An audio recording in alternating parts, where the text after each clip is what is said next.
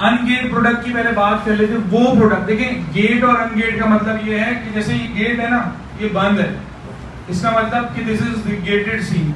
अगर यहाँ पे हमारे पास ये गेट ओपन होता, इसका मतलब कोई भी बंदा आ सकता है ना इसके अंदर। तो दो तरह की कैटेगरीज होती है अमेज़न के ऊपर, एक होती है अनगेट और एक होती है गेटेड।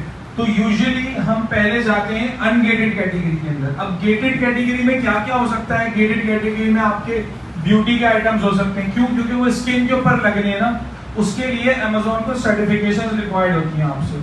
बेबी प्रोडक्ट हो सकते हैं क्योंकि वो बच्चों ने यूज करने, अगर उसके अंदर कोई ऐसा हार्मफुल एलिमेंट है जिससे बच्चे को नुकसान पहुंच सकता है तो अमेज़न नीड्स सम सर्टिफिकेशंस, तो उसको हम अनगेट करवा सकते हैं, जरूरी नहीं है। बट हम लोग प्रेफर क्या करते हैं कि पहला जो आपका प्रोडक्ट होना चाहिए वो अनगेट कैटेगरी के अंदर होना चाहिए, ताकि आपको कोई हैसल्स ना हो। देखिए, अगर आप गेटेड कैटेगरी के अंदर फ्रॉम द डे वन जाते हैं ना, तो आपको अमेज़न कभी कुछ मांगेगा, कभी कुछ मांगेगा, कभी कुछ मांगेगा। अब क्या होगा, आप फेड अप हो जाएंगे कि यार ये मैं क्या कर रहा हूँ, छोड़ो यार, अमेज़न पे काम नहीं करते, कुछ और ही कर लेते हैं।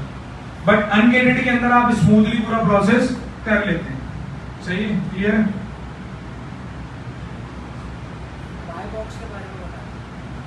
अच्छा जी, बाय बॉक्स क्या होता है? बाय बॉक्स जो है, जब आप अमेज़न के ऊपर जाते हैं ना, तो वहां पे आपके पास इस साइड के ऊपर बाय नाउ का ऑप्शन आता है बना हुआ, देखा है सबने?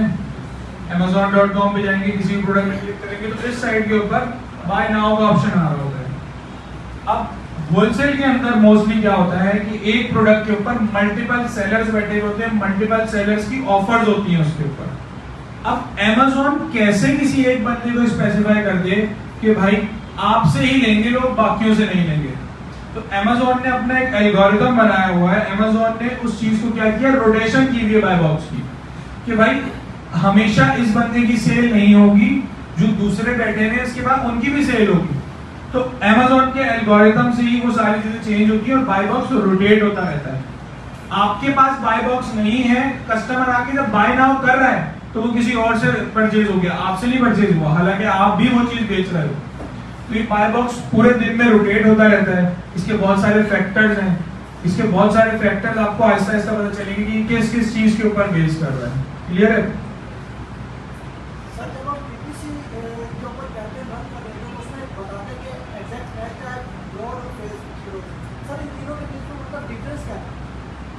इसको हम लेते हैं, थोड़ी देर में लेते हैं, थोड़ा सा एडवांस है ये, पहले बेसिक ले लें फिर इसको करते हैं। मुझे याद दिलाना है, एंड में लेते हैं जी।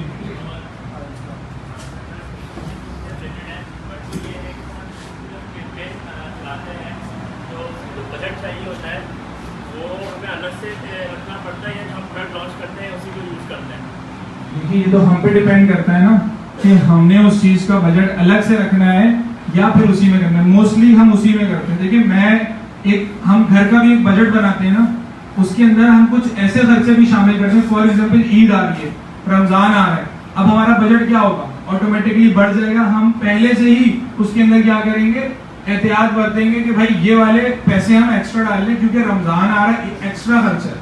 तो जब हम प्रोडक्ट लॉन्च कर रहे होते हैं तो उसमें हम पीपीसी का, मार्केटिंग, बेसिकली मार्केटिंग और एडवर्टाइजिंग है ना, इसका बजट हम रखते हैं।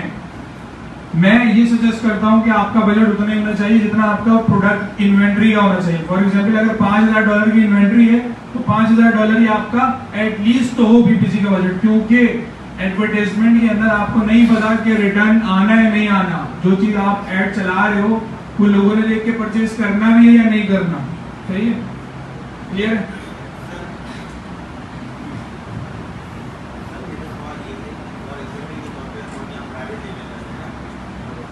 कोई भी गारमेंट्स बनाते हैं, अब हमें यूएस से भेजना है, तो यूएसए के लिए हम वाया, जैसे DHL तो एक चैनल है ही, और दूसरा ये कि जैसे मोस्टली जैसे अमेज़न दुबई में है या जैसे इंडिया में है, तो हम वाया जैसे जो नॉर्मली पर्सन होते हैं उनके थ्रू, जैसे दुबई हमने पहुंचवा दिया और हमने अपने पर्सन को बोला भाई दुबई के अंदर जाके अमेज़न के वेयर हाउस में जमा करवा दो। तो ऐसी कोई है तरकीब होती है क्या? नहीं होती? आप समझिए सर, मिसाल के तौर पर मैंने यहाँ KPI जो होते हैं ना, कुरियर वाले जो नॉर्मली जाते हैं, उनसे मैंने बोला भाई आप दुबई में अमेज़न के वेयर हाउस में जमा करवा दो, बेचना मुझे अमेरिका में। तो अमेज़न मतलब खुद ही फिर दुबई से चले गए ताकि मेरी कुरियर की एक्सपेंस कम हो।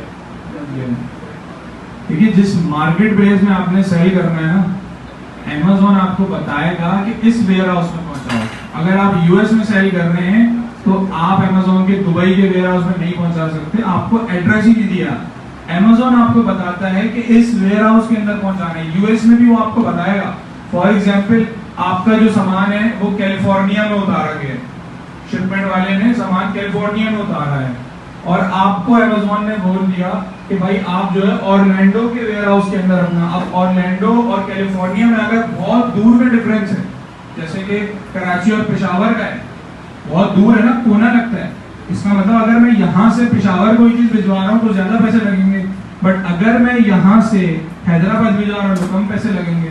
तो Amazon मुझे बताएगा कि भाई आपकी शिपमेंट न्यूयॉर्क में उतरी है, कैलिफोर्निया में कहीं भी उतरी है, पहुंचाना आपने ऑरलैंडो है, वहां पहुंचा दो बस, दैट्स इट। तो Amazon आपको बताएगा, ये आपकी मर्जी के हिसाब से नहीं चलेगा। अच्छा, और कोई प्राइवेट बंदा भी जाके ऊपर जमा सकता नहीं, ऐसा नहीं हो सकता। आपको Amazon से शिपमेंट क्रिएट करनी होती है, Amazon बताता है, और आप एक कुरियर सर्विस के थ्रू ही करवाते हैं, प्राइवेट बंदे से नहीं एक्सेप्ट करते हो। बिल्कुल।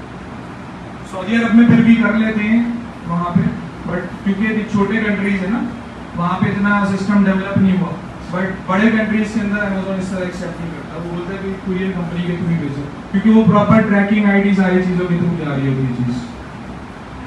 जिसने अभी तक नहीं पूछा वो पूछे, फिर अगेन रिपीट करेंगे ताकि सबकी बारी आ जाए। जी, 3PL क्या है भाई? 3PL का मतलब होता है थर्ड पार्टी लॉजिस्टिक्स। अपने नाम से ही बता रहा है कि भाई लॉजिस्टिक्स कोई थर्ड पार्टी कर रही होगी। एक लॉजिस्टिक्स तो हम Amazon के जरिए कर रहे हैं जो कि FBA में हो रही है, बट 3PL के अंदर हमारे पास हम किसी थर्ड पार्टी लॉजिस्टिक्स की मदद ले रहे होते हैं और उनके थ्रू हम जो है अपना सामान भिजवा रहे होते हैं। सही?